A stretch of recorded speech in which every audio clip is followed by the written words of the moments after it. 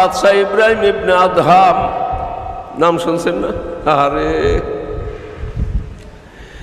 49টা রাষ্ট্রের মালিক ছিল। তরক্করদম মুলুকাত তাকলিমেরা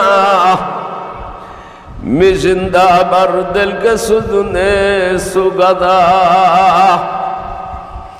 তরক্করদম তরক করলো মুলুক হাব তাকলিমেরা। মুলুক তো বুঝেন, মুলকিয়াত বাদশাহী, রাষ্ট্র। হপ্ত মানে 7, আকলিম মানে আকলিম, 7টা আকলিমের বাদশাহ ছিল বাবা। সেই 7 আকলিমের মালিক ছিল বাবা। গভীর রজনীতে পাগল হইয়া বাহির হইল। এক একটা আকলিমের ভিতরে 7টা বাদশা রাষ্ট্র। অতএব 7টা আকলিমের ভিতরে 7 7 49টা রাষ্ট্র। এই 49টা রাষ্ট্রের মালিক ছিল বাদশাহ ইব্রাহিম ইবনে আদহাম। বাবারে, খালি যদি একজন ইউনিয়ন পরিষদের চেয়ারম্যান হইতে পারে বাবা, সে আর এই 5 বছরের ভিতরে নামাজি ভরে না। আপনাদের এই ইউনিয়নে না, আমার বাড়ি ফরিদপুর মাদারীপুর, আমাকে মাদারীপুর মানুষের আছে অনেক। আপনার দেশের মানুষ তো মাশাআল্লাহ ভালো। যদি একটু মেম্বার হইতে পারে বাবা, 7-8 তো টুপিদারি লাগেই না বাবা। মনে করে যে যত বাবার ওই পদে যাবে সেই বুঝি তত নামাজ রোজা ছাইড়া দিবে। আর বাবার এমন এক সময় ছিল বাবা, যে যত বেশি বড় মুত্তাকি সেই ছিল তত উপর পদের লোক। বুঝেন নাই?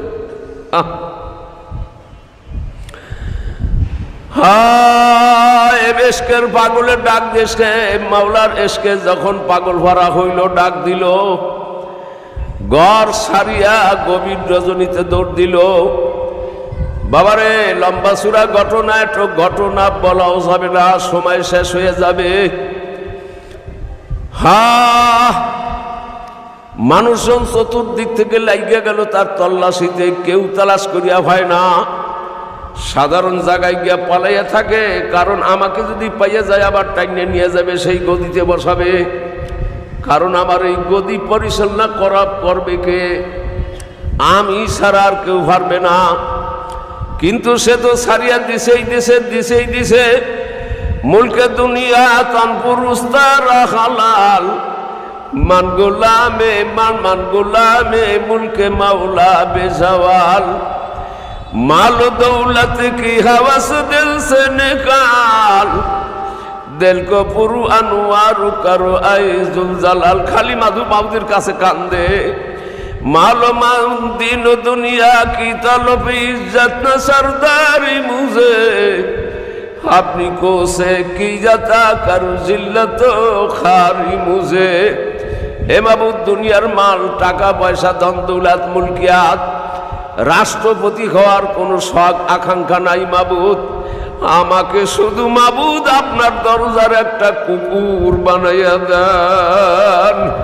কুকুর যেমন মালিকের দরজায় গিয়া মালিকের মুখের দিক তাকাইয়া থাকে, মালিক বারবার তাড়াইয়া দেয়, ঘুরিয়া ঘুরিয়া ইশাবার দাঁড়ায়। মালিক অনেক বিরক্ত হইয়া শেষে একটা রুটি ছুরিয়া দেয়, কুকুর খায় আর লেজ দাঁড়ায় শুকরিয়া আদায় করে। মাবুদ, আমি তো কুকুরের সাইতো নিঃশ্বাস। দিনের বেলায় জপে জঙ্গলে পলাইয়া থাকে, রাতের বেলায় কোন এক মসজিদের ভিতরে গিয়া ঈশার নামাজ পড়া সারা রাত্রি মসজিদের বারান্দায় কাটায় আর মাবুদের দরবারে কাঁদে। আয় খোদায়ে বান্দারা রসুয়া মাকুন, গর্বাদাম খাম সেরে মান পয়দা মাকুন।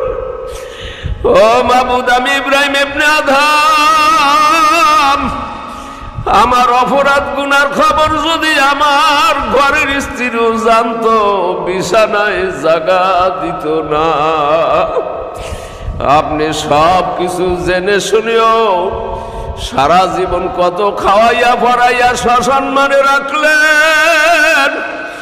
কালকে আমাতে আমি ইব্রাহিম ইবনে আদহামকে হাসরের ময়দানে হাসরবাসীদের সামনে আমার গোপনীয় গুনার গাঁটটি খুললা আমি ইব্রাহিমকে লজ্জা দিয়েন না। এইভাবে সারা রাত্রি কাঁদে।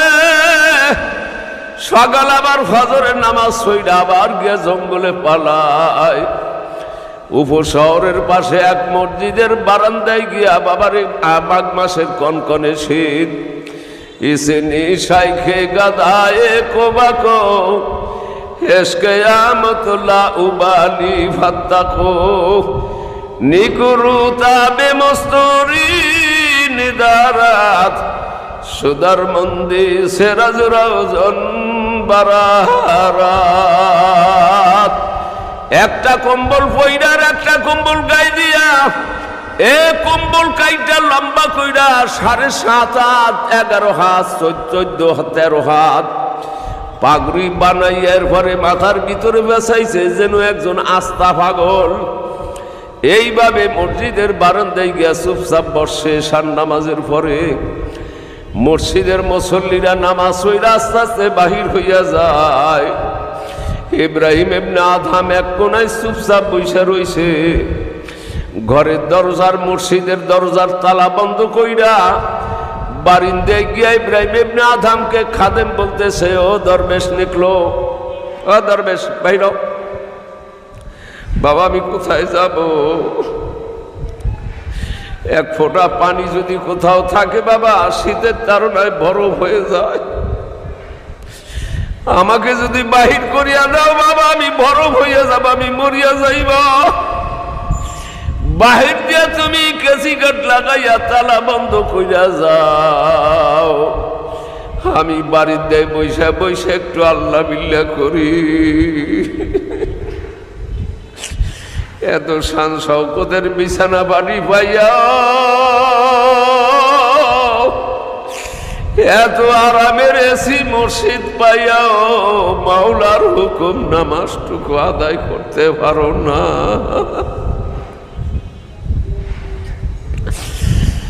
খাদেম বলে ভাইরা কত দরবেশ দেখলাম যায় নামাজ ঘড়ি মসজিদের সরঞ্জাম চুরি কইরা নিয়ে যায়। বলে বাবা কোথায় যাব? নসর বান্দাই বিলা কাইতুইয়া শুইয়া বসে। খাদেম ছিল রুক্ষ মেজাজের মানুষ। আল্লাহ কয় ওয়াল কাযিমিনাল গাইজ ওয়াল আফিনা আনিন নাস, যারা রাগ দমন করতে পারে এবং অপরাধী মানুষের অপরাধ মাফ করতে পারে, আমি মওলাই তাকে এত বড় একটা বেস্ত দিব যেই বেস্তটার লম্বা দিক না আইটা দিক হইল এই 7 আসমান 7 জমিনের চাইতেও বড়। কিন্তু বাবার রাগ করলে ওয়াজ মাহফিলের ভিতর বইয়েও মানুষ কিলে না। বেস্তের আশা কেমন করিয়া করতে পারো?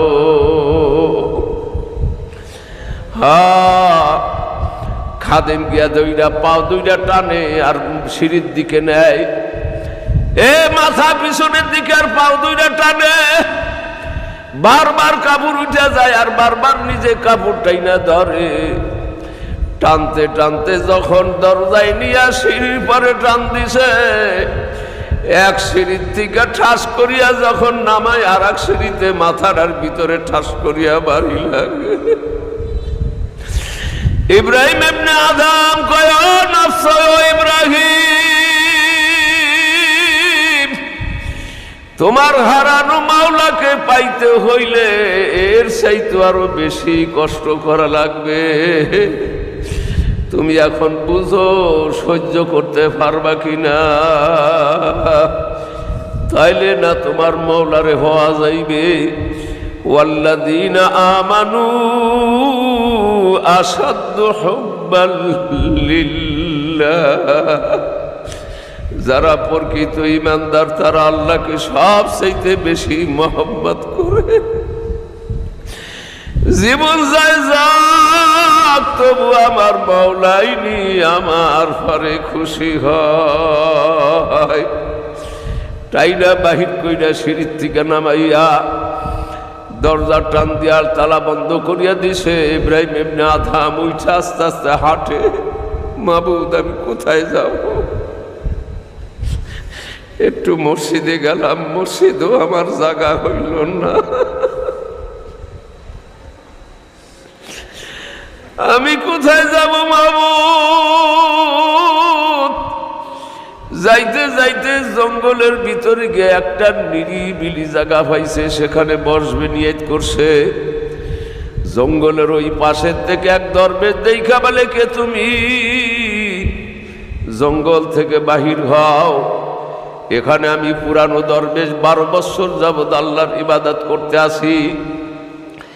এক জঙ্গলে 2 জন কুতুব থাকতে পারবে না, দরবেশ থাকতে পারবে না, অতএব তুমি এখানে থাইকো না, বাহির হও। এখন সেখান থেকে বাহির হইয়া সামনের দিকে হাঁটে, কাঁদে আর বলে, মাবুদ গো, মসজিদও জায়গা পাইলাম না, আসলাম বাদাই জঙ্গলের ভিতরে, সেখানেও আমার জায়গা হইল না। আমি এখন কোথায় যাব? আমাকে একটু জায়গা করিয়া দাও।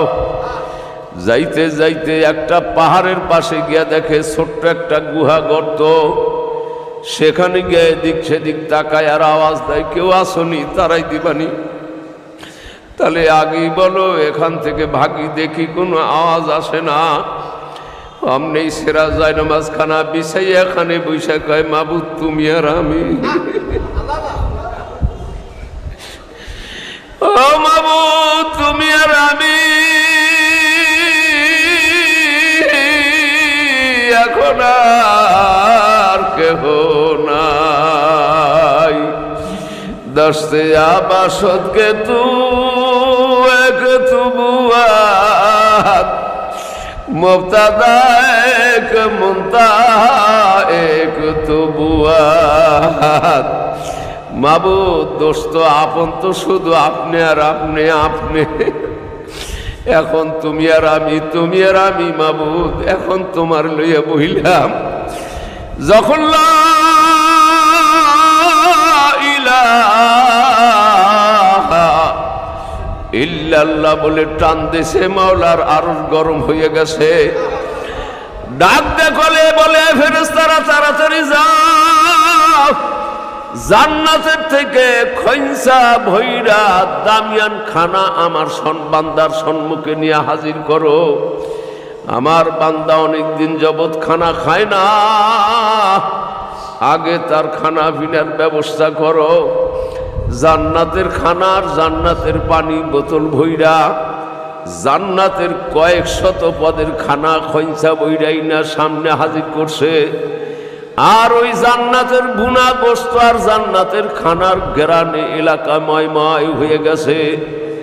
ইবলিস শয়তানের গায়ের ভিতরে আগুন লেগে গেছে। গুপ্ত শয়তান মানজে আদম বেতারাম, তাকিয়ামত গাছতে মালাউল্লাহ সারাম। আরে বাবার ইবলিস শয়তান তো বনি আদমের দুশমন, কিয়ামত পর্যন্ত বনি আদমের পিছনে লাইগেই থাকবে। শুধু একটা শয়তান না, 3টা শয়তান, জিন শয়তান, মানুষ শয়তান আর নফস শয়তান।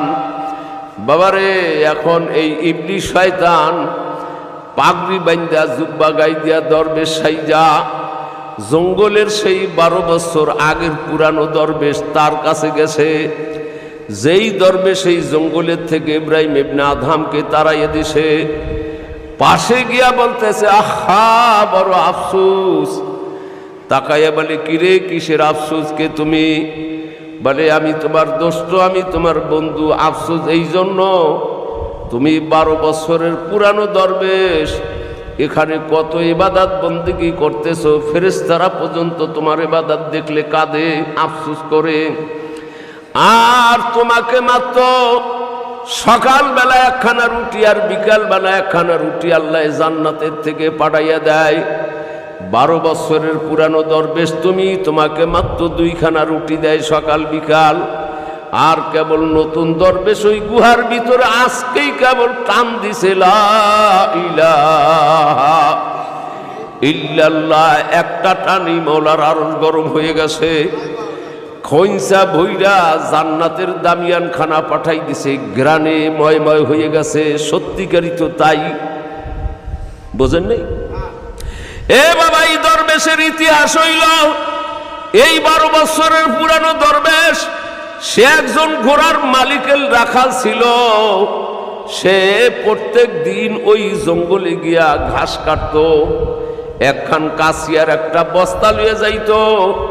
সারাদিন ঘাস কাইটা সন্ধ্যা বেলায় এক বস্তা ঘাস নিয়ে মালিকরে দিত। মালিকের ডেলি একটা কইরা টাকা দিত। মনে আছে তো? বুঝবেন তো? মালিকে একটা টাকা দিত। এইভাবে একদা কাদারে 12 বছর গোলামি করছে। একদিন একটু বৃষ্টি নামছে, হালকা পাতলা, হাতটা পিছলা হয়ে গেছে। ঘাসে যখন কাশিটা পোষ দিছে, আঙ্গুল কতটুক কাইটে গেছে। আঙ্গুল দইরা কান্দে আর কাঁদে, আফসোস করে।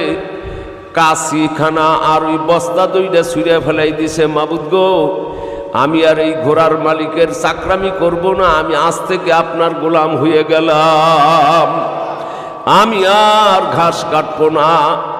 ওখানে বৈশেই যখন জিকির আজকার মোরাকাবা মুশাহাদা নামাজ কালাম যখন শুরু করছে, আল্লাহ মেহেরবানি করিয়া সকালবেলা একখানা রুটি আর বিকালবেলা একখানা রুটি আর হালুয়া পাঠাইয়া দেয়। এই খায় আর ইবাদত করে, দুনিয়ার সব কিছু ভুলিয়া গেছে, আল্লাহর পাগল হয়ে গেছে।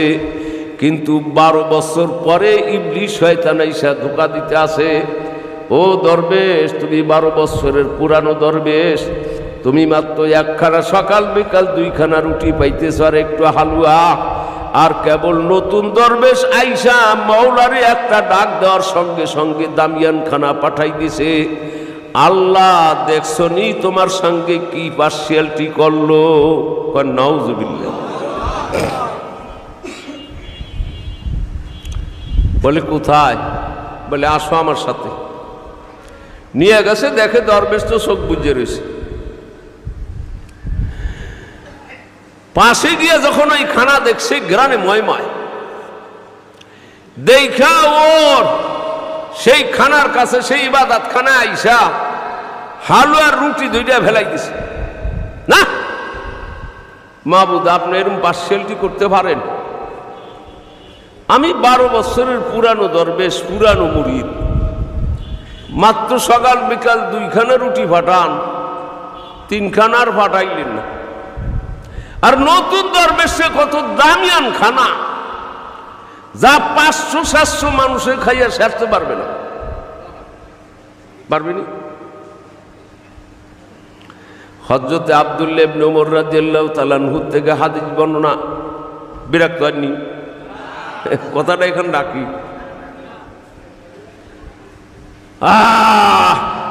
কত কালকে পরশু দিনও বুখারী শরীফের সরাহ উমদাতুল কারি বদরুদ্দিন আইনি সাহেব রাহমাতুল্লাহ আলাইহি হাদিস খানা কোন এক ঘটনায় সংগ্রহ করছেন। বলে আমরা আল্লাহর নবীর পিছনে নামাজ পড়তেছিলাম।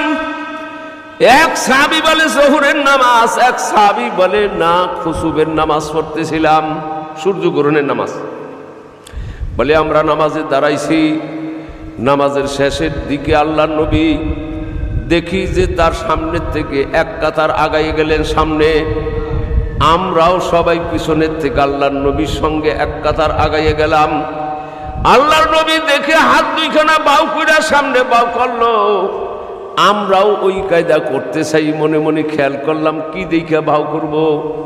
এরপর আবার আল্লাহর নবী পিছনে চলে আসলেন, আমরাও পিছনে গেলাম। নামাজ শেষ করলো, সাহাবারা চতুর্দিক থেকে আসলো। হযরত ওমর রাদিয়াল্লাহু তাআলা আনহুর ছেলে আব্দুল্লাহ জিজ্ঞাসা করে, হুজুর আজকে যে নামাজ পড়লাম, জীবনে তো এইরকম নামাজ পড়ি নাই, আজকে যে এই ঘটনা দেখলাম জীবনে আর এইরকম দেখি নাই। বলে ও সাহাবারা, আল্লাহ আমাকে যা দেখায় তোমরা তা দেখো না, তোমরা যদি দেখতা তাহলে পাগল হইয়া যাইতা। বলে হুজুর কি দেখলেন? বলে যখন নামাজে দাঁড়াইছি শেষের দিকে, আমার মাবুদে দেখি জান্নাতের দরজা খুইলা জান্নাতের আঙ্গুর ফলের গাছের একটা আঙ্গুর ফলের ডাল ভাও করে দিছে। একটা পাকা আঙ্গুর ফলের থোপা দেখা আমি আর সহ্য করতে পারলাম না।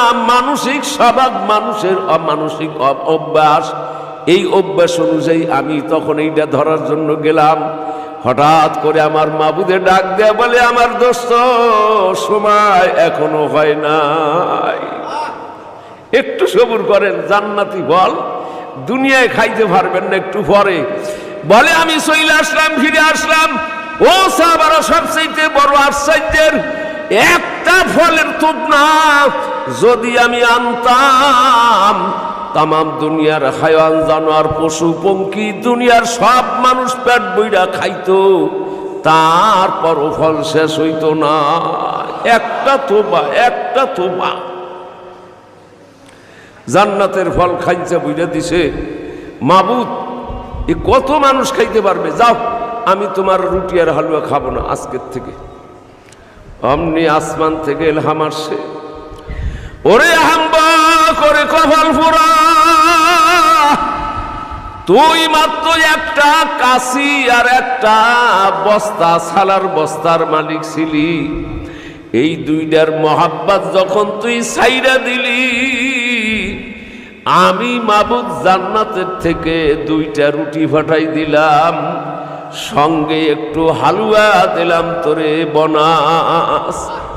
তুই 702টা পাইছস, 3টা। তুই এই 2টা সারার বদৌলতে যদি জান্নাতের খানা পাইতে পারস, বাদশাহ ইব্রাহিম ইবনে আদহাম 49টা রাষ্ট্রের মালিক ছিল। এত বড় সাম্রাজ্য যে ছাড়িয়া দিল, তার পুরস্কারটা কেমন হওয়া উচিত ছিল। যা, আজ থেকে তোর ওই খানা বন্ধ করে দিলাম, তুই ডাইন দিকে তাকাই দেখ, তোর সেই কাশি আর ঝুলি বস্তা আছে, এই দুইটা দিয়েই তুই দুনিয়ায় কামাই কইরা বেড়া। এই বাদশাহ ইব্রাহিম ইবনে আদহাম ওখান থেকে কিছুদিন পর উঠা তার খেয়াল চাপলো, এখন আমি আমার মৌলার বাড়িতে একটু যাব। কাবারা হামদান তো জল্লি ফুজুদ হিজে ইখলাসে বরাহিমে বুদ। ইব্রাহিম আলাইহিস সালাম ছিলেন রাজমিস্ত্রি, হযরতে তার ছেলে ইসমাইল আলাইহিস সালাতু ওয়াস সালাম হইলেন হেল্পার, আর হযরতে জিবরিল আলাইহিস সালাতু ওয়াস সালাম হইলেন কুলি। 4টা পাহাড়ে, 5টা পাহাড়ের থেকে পাথর আইনা দেয়, কেবল পাথর কেবল সাজায় বাবারে, বালি নাই, সিমেন্ট নাই, কোনো কিছু নাই, কনি নাই। পাথরের পরে পাথর রাখে, সঙ্গে সঙ্গে জোড়া লাগিয়া যায়। এ পাথর একটা সামনে বাইরে গেছে, একটা পিছনে বাইরে গেছে। যখন গাঁথনি শেষ হয়ে গেছে বাবা, 24 হাত উঁচা, 24 হাত ডাইনে, 26 হাত পাশে পিছে, চতুর্দিকে 24 হাত। এরপরে যখন একটু বেশি হয়ে গেছে বাবারে এখন উঁচা হয়ে গেছে, কয় কোথায় বাস পাবো, খুঁটি পাবো? আমার আল্লাহ কয়, ওই চিন্তা তোমার না দোস্ত, ওই চিন্তায় আমার। জিবরিল আলাইহিস সালামকে বলে, যাও ওই জান্নাতুল ফেরদাউসের থেকে একটা পাথর এনে দাও। ওই পাথরের পরে দাঁড়াইয়া দাঁড়াইয়া কাজ করে বাপ বেটার দম। হযরত ইব্রাহিম আলাইহিস সালাম একই পাথরের পরে দাঁড়ায়, পাথর ডাইনে ঘুমে, বামে ঘুরে, উঁচা হয় আর নিচা হয়। একই জায়গায় দাঁড়াইয়া দাঁড়াইয়া সারা বছর কাজ করতে করতে পায়ের কদম 2টা ভিতরে ঢুকে গেছে।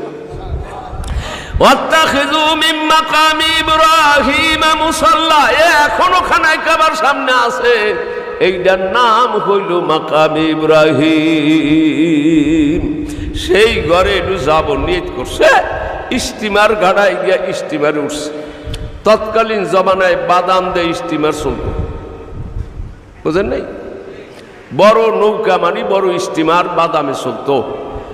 1 মাস 2 মাস ঘাটে বান্ধা থাকতো, প্যাসেঞ্জার পরিপূর্ণ হইলে সময় মতো স্টিমার ছাড়ত।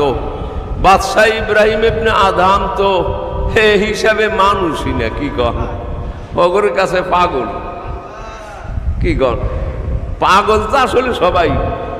মস্তে আশেক মস্ত মাসুক বাদশাহ মালে মা, ধীরে মস্ত 600 আসরারে মা। দরমিয়ানে কারে দরিয়া থাকতো বান্দাম করদাই বাগে মিগু মিতে দারাম করবা কোন হুশিয়ারে বাস। কেউ জাগার পাগল, কেউ জমিনের পাগল, কেউ বাড়ির পাগল, কেউ গাড়ির পাগল, এ বাবারে কেউ চেয়ারম্যান মেম্বারের পাগল, কেউ গদির পাগল, আর কেউ কেউ আছে তারা শুধু আমার মাওলার পাগল। আশিকারা রোজে মাশার বাকিয়ামত কারিনিস আশিকা খুদরাত মাশাই জামালিয়ারিনিস। যারা দুনিয়ার থেকে এইরকম আল্লাহর পাগল হইল বাবা, তারা ওয়াজ মাহফিলে গিয়াও শান্তি পায় না। কয় আমার মাওলার কথা কয়, কিন্তু আমার মাওলাই কই? এ মাওলাকে না দেখতে ভাইরা তারা লাভ দেয়, জাপ দেয়, চিৎকার দেয়। এ বাবারে কবরে রাখার পরও কইবে মাওলাই কই? হাসরের ময়দানে দৌড়াইবে আর কইবে আমার মাওলাই কই রে, মাওলাই কই, আমার মাওলাই কোথায়? বাবারে স্টিমারের এক কোনায় গিয়ে চুপচাপ বসে রয়েছে, একটা কম্বল গায়ে, একটা কম্বল ভরা, মাথার ভিতরে সেরা কম্বল দাফাকি বান্ধা, একেবারে বাপ পাগল। কি বলেন? আর যে গারে সুদকে দর খেদমতে খানায় মিকুনাত দরলে বাসে ফকরে কারে দম্মাম আলে দৌলত মিকুনাত গর্জ সুরত বুগজারি আই দোস্তা গুলিস্তা আসো গুলিস্তা আসো গুলিস্তা। আশেক দরবেশ মানুষ যারা বাবারে, তাদের পোশাক আদির সুরাত ভালো না। আমরা তো বাবারে আশেকও না, পাগলও না, শরিয়াতও নাই, তরিকাতও নাই, মারেফতও নাই। আমরা মধ্যের থেকে বাবারে খালি দুনিয়ার হুব্বে যা, হুব্বে মাল, হুব্বে দুনিয়ার পাগল। কেউ বাবারে প্রিন্সিপালের পাগল, কেউ মোহতামের পাগল, কেউ ওয়াইজ বক্তার পাগল, কেউ পিসা বাবার জন্য পাগল। বাবারে ধর্মীয় লাইনে কইলাম, দুনিয়ার লাইনে তো বললামই না বাবা। আমরাই তো পাগল, খালি শুধু এইগুলা উপরে উপরে সুরাতে সুরাতে পারলে এরকম সারদি। হ্যাঁ, স্টিমার সাইডে দিছে। ওই স্টিমারের ভিতরে বলছি না আগে কয়টা রাষ্ট্রের মালিক ছিল? 49টা রাষ্ট্রের মালিক। প্রত্যেকটা রাষ্ট্রের ভিতরে একজন প্রতিনিধি বাদশাহ ছিল। এই বাদশারা সবাই বাদশাহ ইব্রাহিম ইবনে আদহামকে কর দিত। ওর একজন বাদশাহ সঙ্গে উঠছে। বাদশাহ মানুষ তো যেমন তেমন ভাবে উঠে নাই, যেমন তার পোশাক তেমন তার সঙ্গী সাথী, নর্তকী, গান বাজনা, ঢোল ডুগল, হারিন্দা, ফান্দুরি, অনেক কিছু লিয়ার উঠছে। সাগর পাড়ি দিতে বাবারে 15 দিন 20 দিন লাগবে, ওই পারে যাবে অন্য রাষ্ট্রে। এরপরে আস্তে আস্তে ওরা মদিনায় মক্কায় যাইবে, জিদ্দার গাড়ে। এখন বাবার ওই বাদশাহ যখন স্টিমার ছাড়িয়া দিছে, নর্তকীরা মদের বোতল হাতে দিছে, মদের বোতল পান করিয়া হালাত অবস্থায় বলতেছে গানা গাও, বাজনা বাজাও। নর্তকীদের বলতেছে গান করতে থাকো, বাদ্যকারদেরকে বলতেছে বাদ্য বাজাইতে থাকো। শুরু হইছে গান বাজনা, ঝংকার আর ঝংকার। সঙ্গে আবার 2জন জোকার আছে। জোকার বুঝেন? মোস্টারি এত বড় বানাইছে, দাড়ি এত বড় বানাইছে, এরপরে রঙের পোশাক পইরা বাবারে, মুখের ভিতরে চুনকালি দেয়া সাজছে, বড় লম্বা ঢোল নিয়ে কালে নাচতে আছে আর গাইতে আছে। ওরা হলো জোকার। একজন কানে কানে গিয়া বলে, এই তোরা দুইটাই হবে না, তুই একজন পাগল বা বলো সরল সোজা মানুষ পাস কিনা দেখ। বলে তালাশ কইরা দেখ। দেখে যে ওই স্টিমারের এক কোনায় এক পাগল বইসা রইছে। কে? বাদশাহ ইব্রাহিম ইবনে আদহাম। ওরা মনে করছে পাগলি। এই ইব্রাহিম ইবনে আদহাম এখন তারে দেখাই দিছে। ওরা গান গাইতে গাইতে লোকজন সরাই দিছে। ওই ঢুলকিদার জোকার 2জন বড় লম্বা ঢোল পিটাইতে পিটাইতে এই পাশের থেকে গিয়া বাদশাহ ইব্রাহিম ইবনে আদহামের মাথার ভিতরে ঠাস করিয়া ঢোলের বাড়ি লাগায়। আবার ওই পাশের থেকে আর একজন জোকার আইসা ঠাস করিয়া ঢোলের বাড়ি লাগায়। আর কিছুই বলে না। মাথা ফাইটা দরদরাইয়া রক্ত ভরে হাজগমে মা মাবুদ তোমার গম তোমার গম তোমার ভাতন্য ভাগল। বাদশাহ ইব্রাহিম ইবনে আদহাম বাবারে চুপচাপ বসে রয়েছে, কিছু বলে না, কিন্তু আমার মওলার আরো গরম হয়ে গেছে। আল্লাহ নিজে ডাইকা বলে, আল্লাহ আয়াতের শুরুতেই ধমকি দিয়েছে, সাবধান, ইন্না আউলিয়া আল্লাহি লা খাউফুন আলাইহিম ওয়ালা হুম ইয়াহজানুন। সাবধান, আমার দোস্ত যারা তাদের সঙ্গে বেয়াদবি করলে উপায় নাই, আমি মওলাই নিজে কুদ্দাতি হাত দ্বারা প্রতিশোধ নিব। আমার উস্তাদ আল্লামা শামসুল হক ফরিদপুরি রহমাতুল্লাহ আলাইহি ওই গাওহারডাঙ্গা মাদ্রাসা, ওই লালবাগ মাদ্রাসা, বড়কাট্টা ফরিদাবাদ মাদ্রাসার পরিচালক ছিল বাবা। মাঝে মাঝে গাওহারডাঙ্গা যাইতেন, বঙ্গবন্ধুর বাড়ির পাশে, ওর ছাত্রদেরকে নিয়ে নসিহত করতেন, এই আয়াতের ব্যাখ্যা করতেন। বাবা সাবধান, হাতির গায়ে যদি কেউ ঢিলা লাগায়, পাথর লাগায়, সরকি দেয়, পার দেয়, হাতি লড়াছড়া দেয় না, কিন্তু হাতির পাশে যদি হাতির বাচ্চা থাকে, কেউ যদি একটা ঢিলাও লাগায়, তাহলে আর উপায় নাই, 7 মাইল দৌড়ে গিয়েও সুর দিয়ে পেঁচাই আশ্রয় পিটাইয়া মারবে। আল্লাহ কয় সাবধান, আমার সঙ্গে যতই বেয়াদবি করো আমি সহজে ধরি না, শিরকি বিদআতি কুফরি কত খুন্ডা হাজারি করো ধরি না, কিন্তু আমার ওলিদের সঙ্গে, পীর গাউস কুতুবদের সঙ্গে যদি একটু বেয়াদবি করো তাইলে কিন্তু আর উপায় নাই। আবার ইব্রাহিম ইবনে আদহামকে আল্লাহ ইলহামের মাধ্যমে ডাক দিয়ে বলে, ইব্রাহিম আমার আরশখানা গরম হয়ে গেছে, আমি মাওলা আর সহ্য করতে পারি না, তোমার হুকুমের অপেক্ষায় আছি, তুমি যদি বলো আমি স্টিমারটা উল্টাইয়া ফেলাইব। ওদের আনন্দ ফুর্তি শেষ করে দিব। ইব্রাহিম ইবনে আদহাম চোখের পানি ছেড়ে বলে, মাবুদ গো, ওদেরকে যদি ডুবাইয়া মারিয়া ফেলান আপনার লাভ হবে কি, আর আমি যদি হুকুম দেই আমারই বা লাভ হবে কি। তার চাইতে মাবুদ হয়তো ওদেরকে আমার পরিচয়টা দিয়ে দেন, আর নসিহত ওদেরকে হেদায়েত নসিব করে দেন। আল্লাহ দোয়া কবুল করে নিছে। বাদশাহ হঠাৎ করে তাকায় দেখে পাগল লোকটার মাথা ফাইটা দরদরে রক্ত পড়তেছে। ধমকি দেয়া বলে, থাম, লোকটারে মাইরা ফেলাইতেছ, রক্ত পড়তেছে মাথা ফাইটা, তারপর তারে আঘাত করতেছ।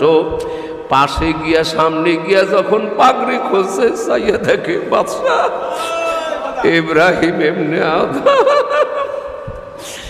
যার অধীনে কত বছর পর্যন্ত আমি চাকরি করলাম, রাষ্ট্র চালাইলাম, সেই বাদশাকে আমি এত বড় বেইজ্জতি করলাম। পাও জড়াই দইরা বলে, হুজুর তওবা ফরাইয়া দেন, আর জীবনে কোনো গুনার কাজ করব না। इसने शेख गदाई कुबा को हिस्कयामद लाउबाली फत्तकूनी कुरुता बेमुस्तूरी निदारात सुदरमंदी सिराज रोजन बराहारात। শেখ গো, মুর্শিদ গো, আমি আপনার খাদেম হইতে চাই, আপনার সঙ্গে আমি মক্কা যাব, মদিনা যাব, হজ ব্রত পালন করব। ওই বাদশাহ একজন আল্লাহর ওলি হয়ে যায়। বাবার এই জন্য আল্লাহ বলছে, তোমরা আল্লাহওয়ালা মানুষের সোহবতে যাও, দেখবা সাথে সাথে আল্লাহ দিল মন সব পরিবর্তন করিয়া দিবে।